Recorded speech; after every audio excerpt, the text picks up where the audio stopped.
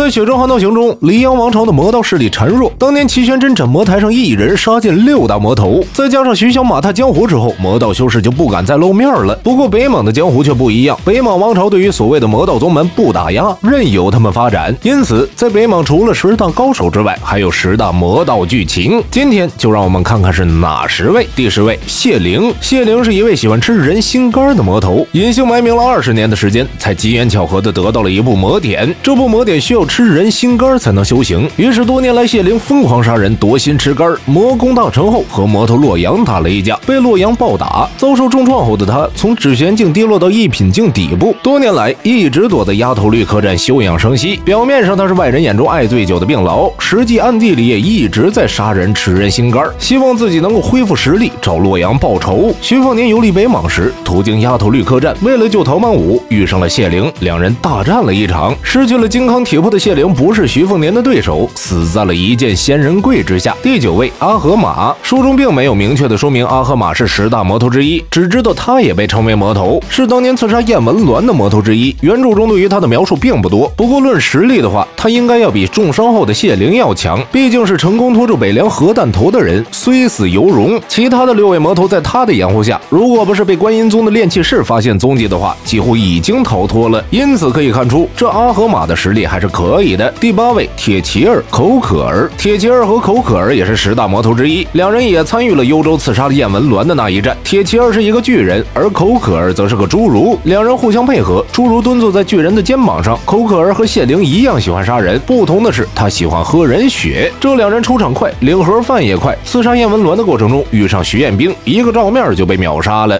在《血中悍刀行》当中，北莽有着10大魔头的存在，这10大魔头都是谁呢？第7位，胡律铁关。胡律铁关在10大魔头当中排行第9，但是知晓他实力的人都知道这个排名低了。作为鸿雁郡主的随从护卫，胡律铁关号称龙王，在整个北莽江湖都赫赫有名。一只脚在金刚，一只脚在指玄，军神拓跋菩萨还有洪敬言等人还未成名时，胡律铁关就已经是顶尖高手了。当时的他被认为是可以赤手空拳挡下枪仙王秀的人。慕容宝鼎曾和他请教过淬炼体魄的秘术。除此之外，胡律铁关还是北莽蛛网的老祖宗，现任蛛网的提干见了他都得叫一声师叔啊。老龙王在陪着鸿雁郡主游玩北凉关隘时，遇上了已是北凉王的徐凤年。虽然他力大无穷，精通肉搏之术，但此时的徐凤年已经是今非昔比，最终被徐凤年用人猫的秘术给杀死。第6位，财莽锦绣郎。财莽锦绣郎10大魔头当中位列第7，是拓跋菩萨的家奴，也是拓跋春笋的随从。年幼之时，他被家人丢弃在荒野之中，结果他不仅没死，还学会了授语。成年后跑到道德宗禁地去偷幼年麒麟，被北莽国师一直给废掉。废了之后他重修，再进金刚境，只是此生再也无法进入止玄了。懂得驾驭魔兽对敌的他，还有3头巨蟒。3头巨蟒刀枪不入，还带有剧毒，杀死了无数江湖武夫。财莽锦绣郎的称号也是由此而来。后在徐凤年入北莽时，财莽锦绣郎和拓跋春笋等人一起追杀徐凤年，被徐凤年给拦腰斩成2段，就此身死。